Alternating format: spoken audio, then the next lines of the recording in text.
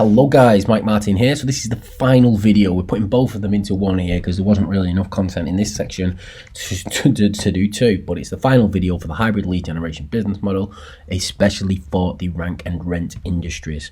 So far we've gone through choosing your niche, choosing your location, website frameworks, super important, building your website, best tools to use, on-page and off-page SEO that can help you succeed with ranking your websites, Google My Business and super easy ways to get them.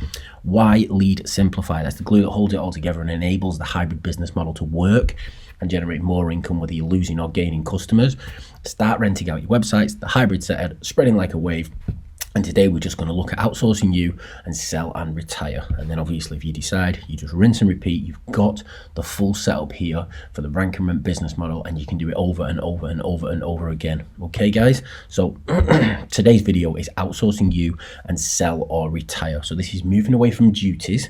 He's moving away from cleaning the car, or moving away from whatever duties you have to do, going out, breaking into houses and changing locks like I still do, but I do it for fun, not because for the financial side of things. Because I've built a business that runs the way this runs, I can go out and do the things that I enjoy. Okay, so moving away from duties into responsibilities and management. Okay, right, so step number one, let's jump straight in guys. List everything you do. So what I'm going to ask you to do first of all is let's get a little pad. Go to one of these pound shops or dollar shops or whatever they're called. Grab a little pad that you keep in your pocket, okay? And if you work from home or if you work at work, it doesn't matter. Little pen and paper pad. And what I want you to do is list everything you do for the next 7 days, okay? This is not only going to help you to move on from being a member of the team to being a manager, but also what it's going to help you do is schedule what you do as a person. So even if you decide that you want to carry on working in your own business, write down everything you do for the next 7 days. Now, what I'm going to ask you to do is try to break it into 3 categories. So when I say 3 categories, you might have something that involves, okay, maybe I do 2 hours a day on the phone. Maybe I'm doing cold calling. Maybe I'm doing this. Whatever it is you're doing on that 2-hour period a day, then you need to then break it into categories. There might be an area where you sit on the computer a lot. Okay, so what you want to do is you break all your categories. So pick category 1, category 2, category 3. You don't need to name them at first, okay? But try and break everything into 3 categories, because once you've written everything down for the next 7 days that you do as your duties for your work, you're going to try and list them all into these 3 categories. Now you might have overlaps on a little bit of things, and you might have things that don't quite fit, and you can add them to the best person for the job. But you need to do that, okay?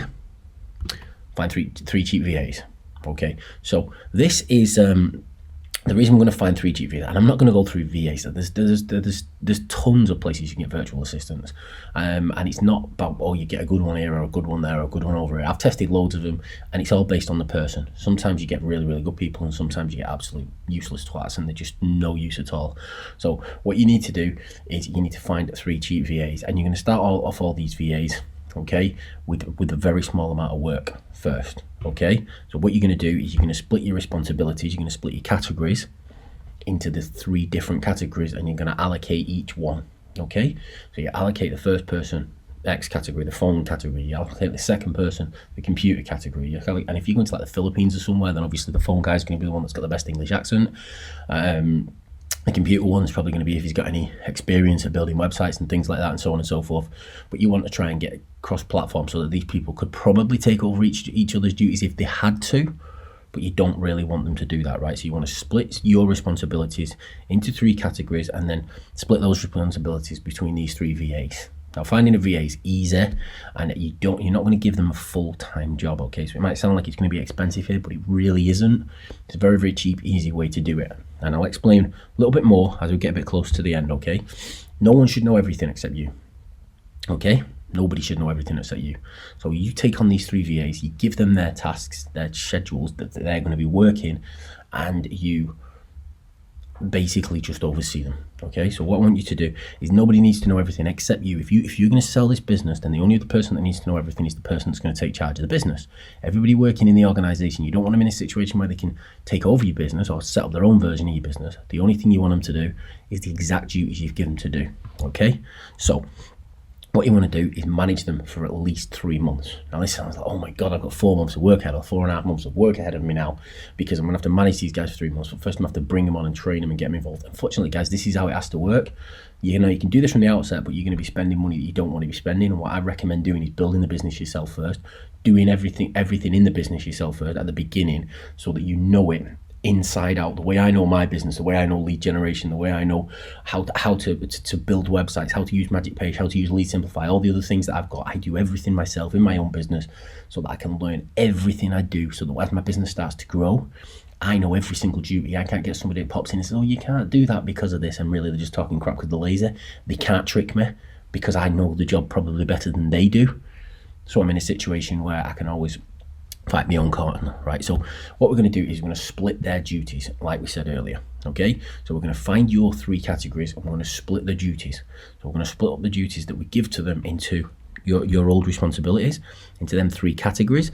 And what we're going to do is we're going to figure out how long it's taking us to do it. We had a little bit of time on because they're not going to be as good as you at the beginning.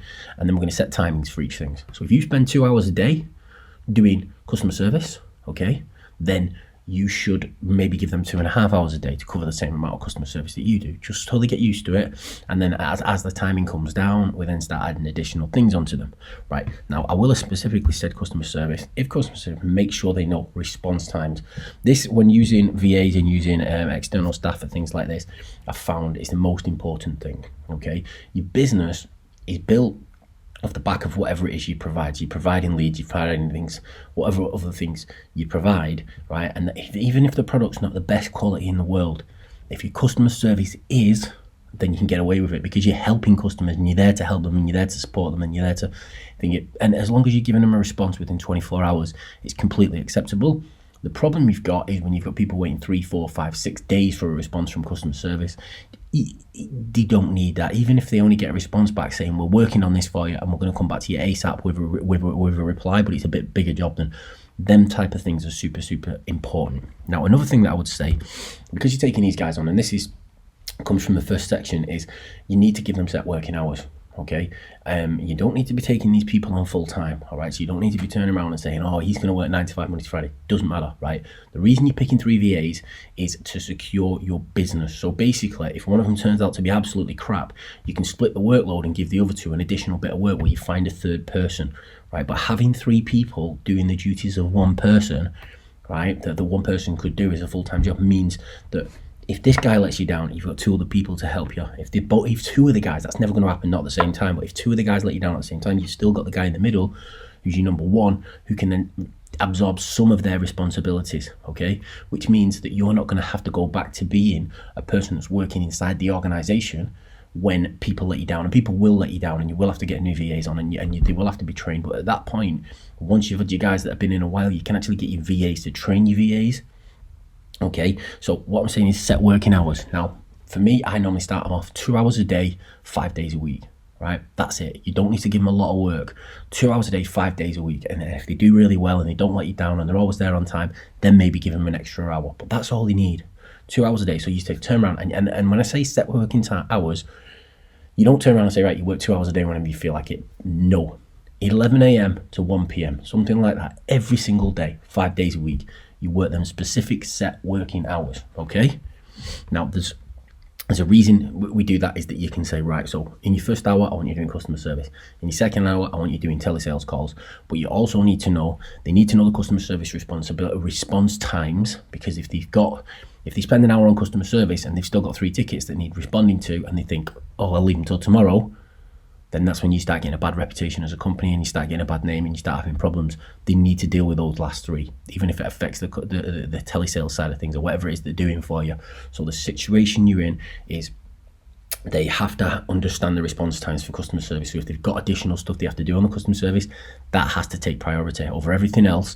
And I know it sounds like, well, you want these guys doing appointment setting, you want them making calls, you want them doing other things. Customer service should take priority. Look after your existing customers, and word of mouth will spread and your business will grow organically without even doing any marketing. But you have to look after your existing customers. So he needs to know the response times. He needs to know that now. And they've got to set working hours. And the way I find, best way to deal with these people, because most of the decent VAs you find come from the Philippines. Don't know why, but they just seem to come from there. You get them from everywhere else, and they tend to cut corners and let you down and do all sorts of crazy stuff. So we've had good experiences from there. But financial penalizations, I don't know if that's a real word. But financial penalties, right? So financial penalties. So you turn around and you explain to these guys right up front, okay, listen, you don't do what you're supposed to do at this specific time on this specific day, right? And you turn up 10 minutes late and you're working through it, you're going to lose a full hour's pay, Okay, you're going to be there at the time you're supposed to be there. If you're not, you'll lose pay. If they miss the full 2 hours and they miss a full day and they don't give you a reason, they just don't turn up and they don't do it, dock them 3 days' wage. Okay, never pay up front, always pay in lieu. So you work 5 days, you get paid at the end of the week. That way you can give them financial penalties where you can turn around and say to them, I'm really, really sorry, but you didn't do this, this, and this, so you've just been docked 50% of your week's wage. They will go mad. They will be pissed off. They might even leave. But the ones that don't leave won't do it again.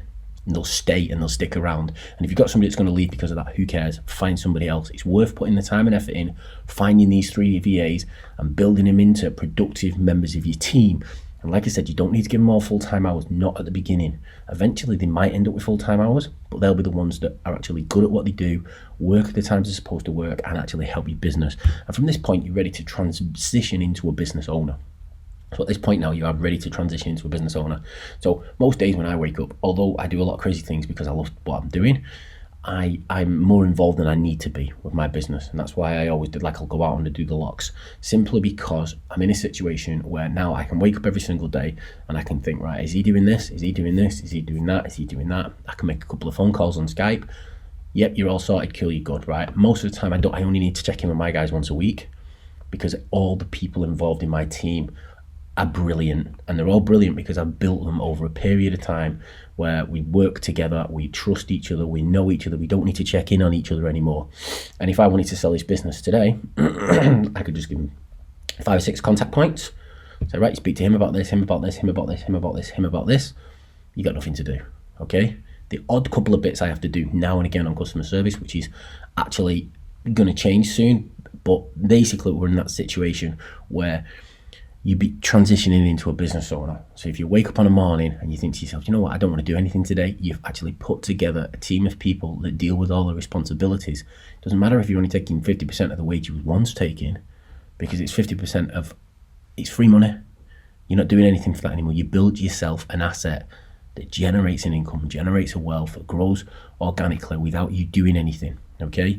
And that's the position then once you can turn around to somebody else and say, I just have to track these 5 points so I can make maybe 5 phone calls a week and I'm done.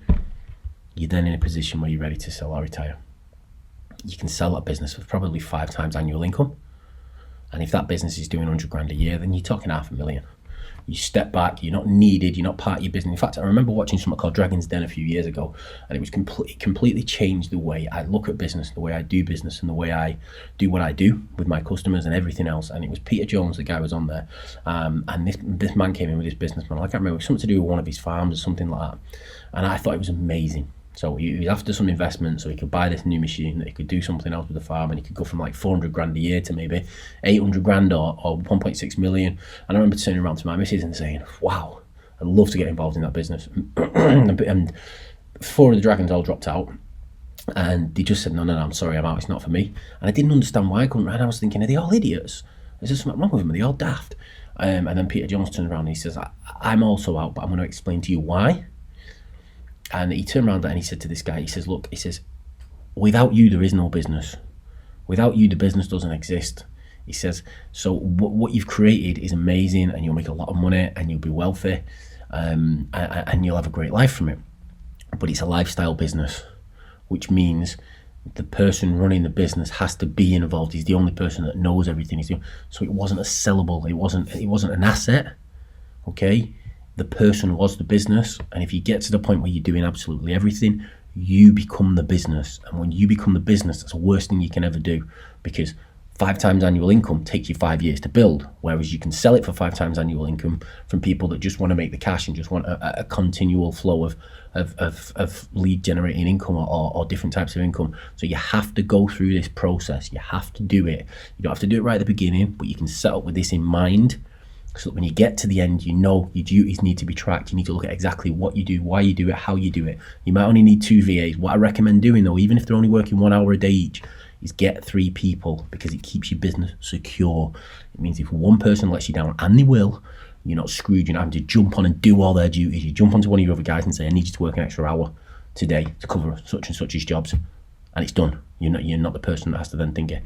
Okay? And from this point now, you've got to the end of this, you're ready to rinse and repeat. You are ready now to rinse and repeat. The business model is there. Okay, the hybrid lead generation business model, especially for the rank and rent industry, you have now just jumped on board and you go through this whole process, and you're also in my Facebook group now. So ask me any questions, you need any help, you need any support, you need anything like that. Obviously, you're inside of my Facebook group. You're obviously using Lead Simplify. Then you're one of my clients. If there's anything you're unsure of, you can always reach out and ask me.